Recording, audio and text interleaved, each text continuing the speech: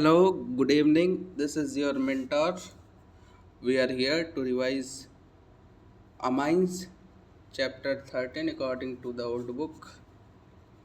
And let's start Amines. Amines are regarded as a derivative of ammonia in which one, two, or all three hydrogen atoms are replaced by alkyl or aryl part. Or classification of amines, if we replace one hydrogen atom, then it is known as primary amine, and if we remove two hydrogen atom, then it is called secondary amine, and if we remove three, replace all three uh, hydrogen atom through alkyl or aryl, then we have got tertiary amines. Okay, तो classification of amines बहुत ही simple था, बस hydrogen एक एक remove करते रहो. Next we have preparation of amines by reduction of nitro compounds. Nitro group का reduction NiPT, कोई मेटल एसिड के साथ डायरेक्ट NH2, चाहे वो एरोमेटिक हो चाहे एलिफेटिक. ये SN और Cl, that is any metal or acid, we have got NH2 group. Reduction of nitro group to NH2 group. This is also reduction with SnHCl, FeHCl. Next, by Hoffman's method और ammonolysis of alkyl halides.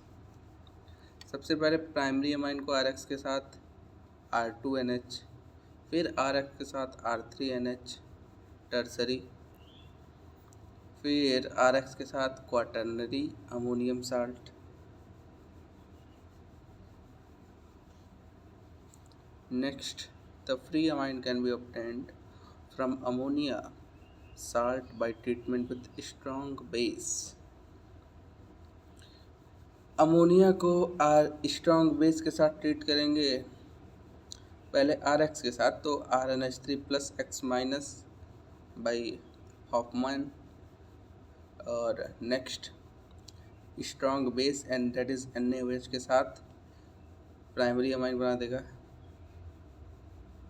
और primary amine को RX के साथ करेंगे तो secondary amine बना देगा. और अगर सेकेंडरी अमाइन को RX के साथ ट्रीट करेंगे and then strong base, we got tertiary amine.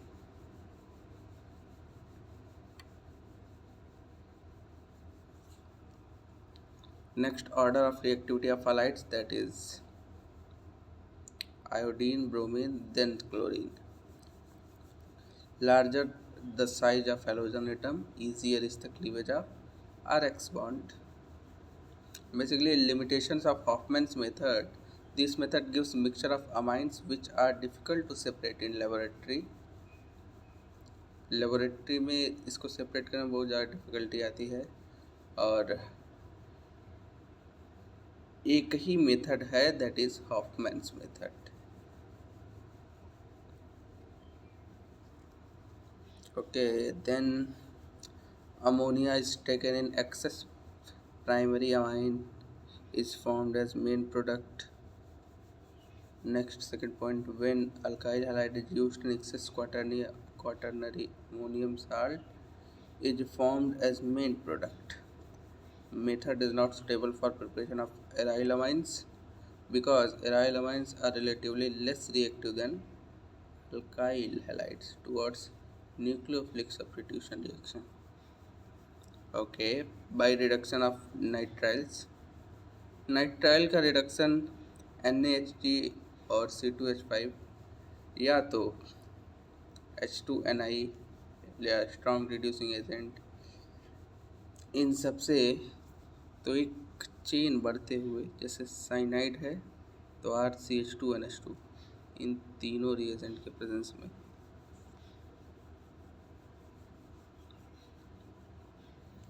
और यहाँ पे भी रिडक्शन ऑफ अमाइड्स का रिडक्शन होगा तो तब भी यही बनेगा। और next very important reaction, Gabriel phthalimide synthesis. ये सिंथेसिस इसमें मेन प्रोडक्ट प्राइमरी अमाइन है। प्राइमरी अमाइन बनाने के लिए बहुत अच्छा सिंथेसिस है। और नेक्स्ट आते हैं एरोमेटिक अमाइंस। इसका ये है कि aromatic amines cannot be prepared by this method because aryl halide do not undergo nucleophilic substitution with potassium thaliamides। ये ध्यान रख लेना, एक क्वेश्चन NCERT में है।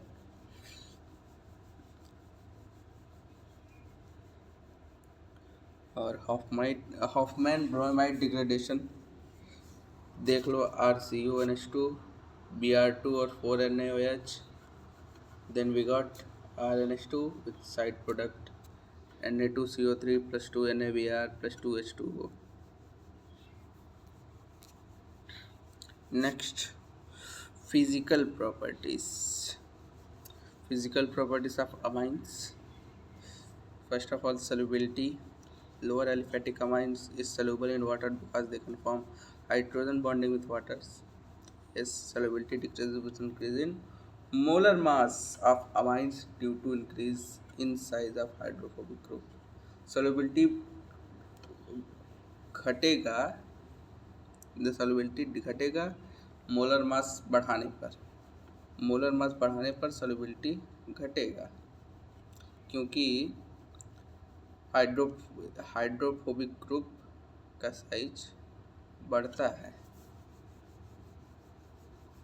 Next, boiling point among the isomeric aliphatic primary and secondary amines have high boiling point because they can form hydrogen bonding।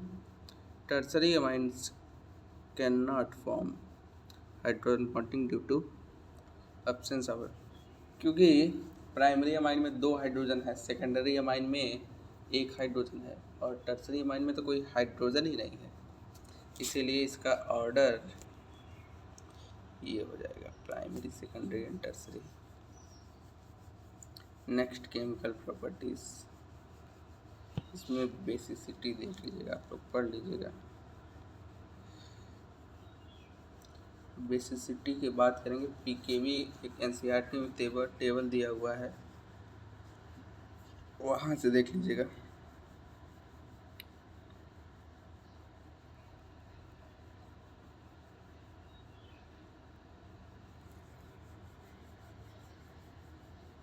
और ये देखिए बेसिसिटी का ऑर्डर सब सिंपल ना ही है। सेकेंडरी मिथाइल में सबसे ज़्यादा सेकेंडरी का, मिथाइल और इथाइल में दोनों में ही सेकेंडरी का सबसे ज़्यादा होगा।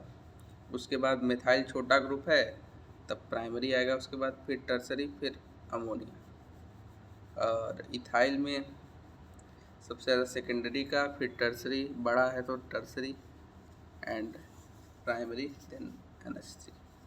फिर रेजोनेंस देख लीजिएगा, रेजोनेंस इसका 1 2 3 4 5 तो बनेगा,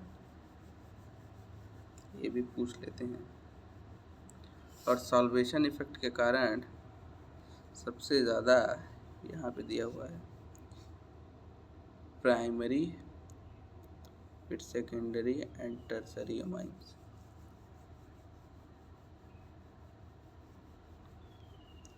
देन स्टेरिक फैक्टर के लिए तो हम बता ही दिए हैं।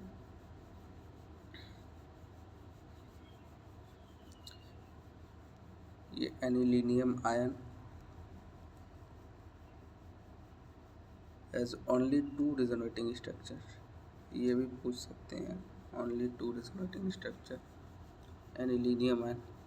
Thus, aniline has less tendency to accept a proton to form anilinium ion। Yes. Effect of substituent on basic character of amines।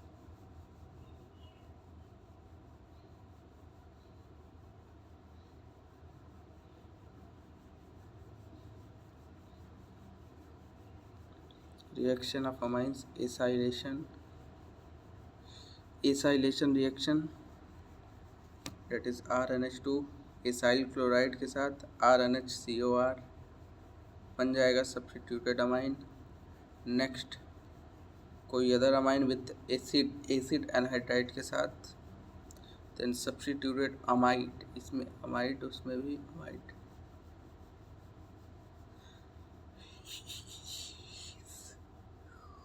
और अगर सेकेंडरी अमाइन का एसाइलेशन कराएंगे in the presence of base, then it got R2N, एक H और remove हो जाएगा। Again carbylamine reaction,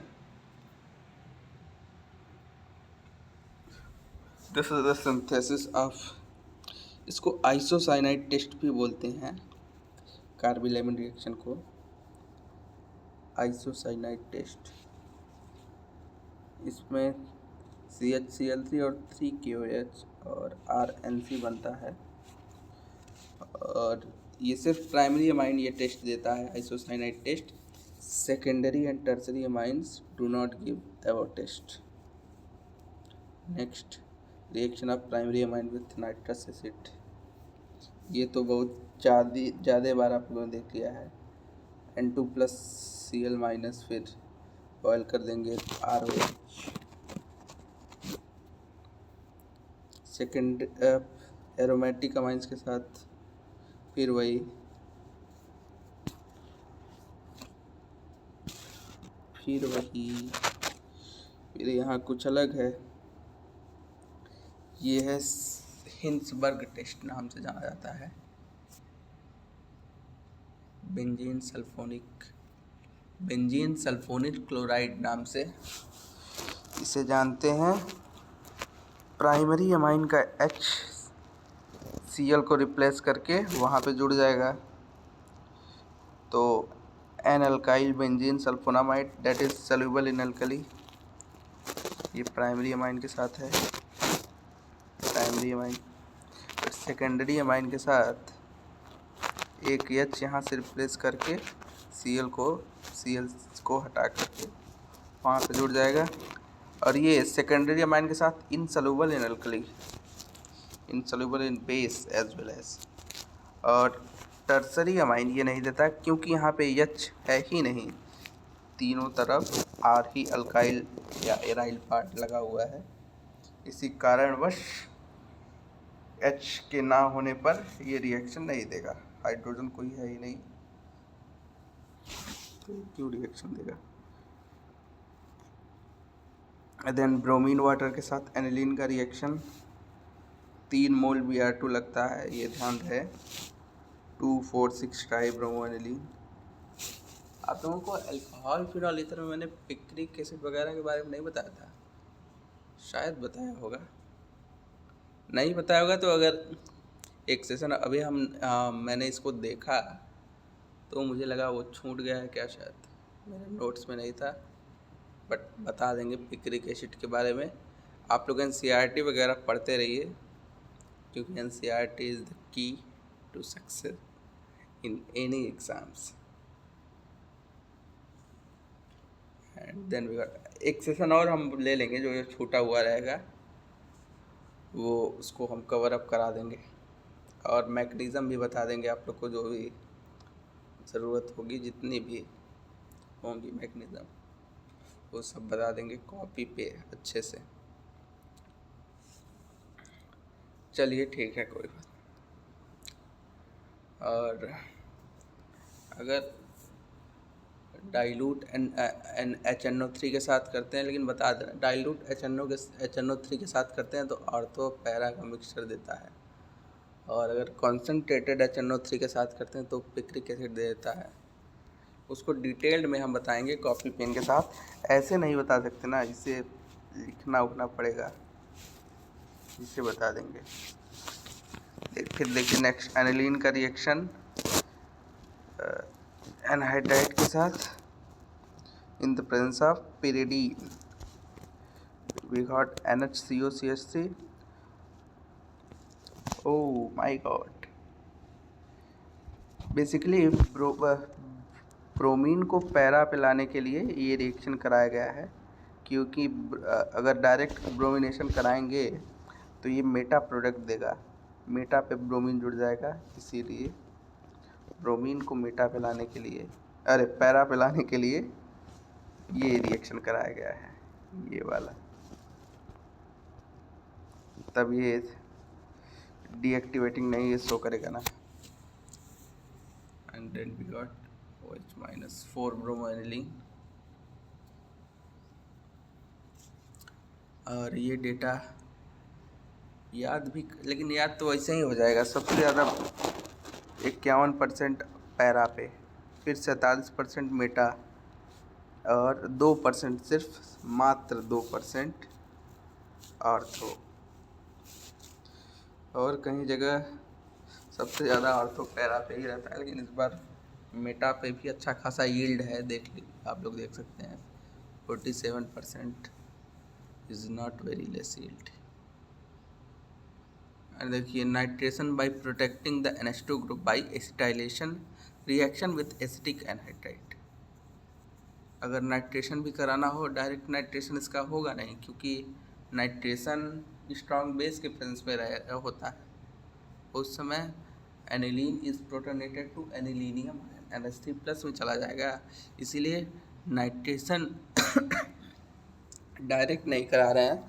सबसे पहले एसिटिक एनहाइड्राइड के साथ करा रहे हैं, उसके बाद नाइट्रेशन करा रहे हैं, जो कि पैरा पे आ रहा है। देखिए पहले इसको प्रोटेक्ट कर दिए, फिर नाइट्रेशन कराए, तब पैरा पर आया। फिर इस ग्रुप को गायब कराने के लिए OH और H+ के प्रेजेंस में NH2 ग्रुप वहाँ पे ला दिए। नेक्स्ट सल्फोनेशन, देखिए यहीं पे लिखा हुआ है, aniline reacts with concentrated H2SO4 to form anilinium hydrogen sulfate, which on heating with sulfuric acid at 453 and 73 Kelvin produces para-aminobenzene sulfonic acid, commonly known as sulfanilic acid, as the major product, and which is called zwitterion also. यहाँ पे zwitterion होगा। सबसे पहले H2SO4 के साथ कराएंगे तो anilinium hydrogen sulphate होगा, और नेक्स्ट हाई टेम्परेचर पे रख देंगे। देन वी गॉट सल्फेनिलिक एसिड, और ये प्रोटोनेट होकर के zwitterion में आ जाएगा। एंड नेक्स्ट अमाइंस वाला सेक्शन यहाँ पे ख़त्म हुआ। अब आ गया है बेंजीन डाइजोनियम क्लोराइड। इसी में सैंडमेयर रिएक्शन है और गटरमैन भी है। कैसे बताएं, कैसे जताएं, उनके बता दे रहे हैं। 1 मिनट समय दीजिए।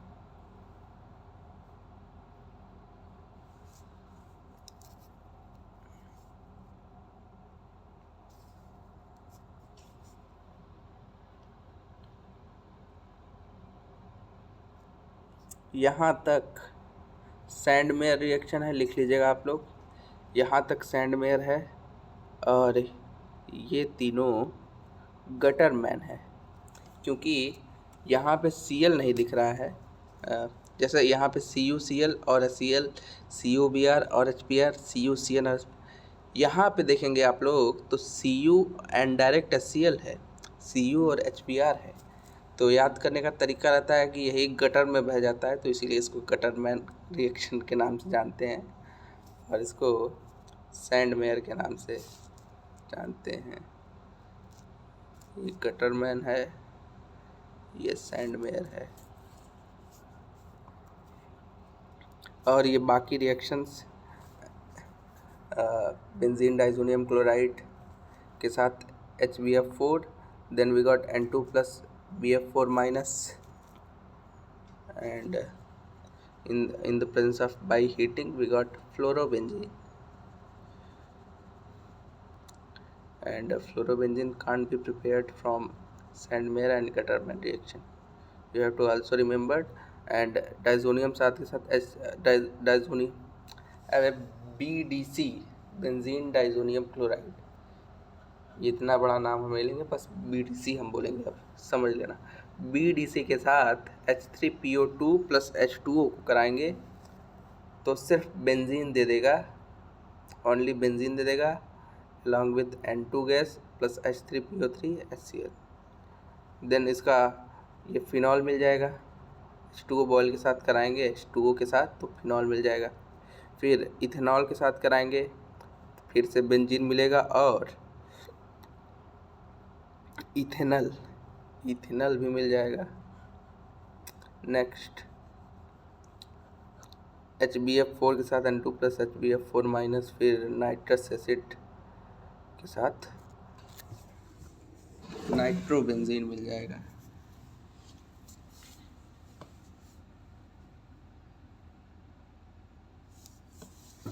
चलिए नेक्स्ट आ जाते हैं कपलिंग रिएक्शन ऑफ फिनॉल। एक बार इसको भी देख लेते हैं। Coupling reaction of phenol,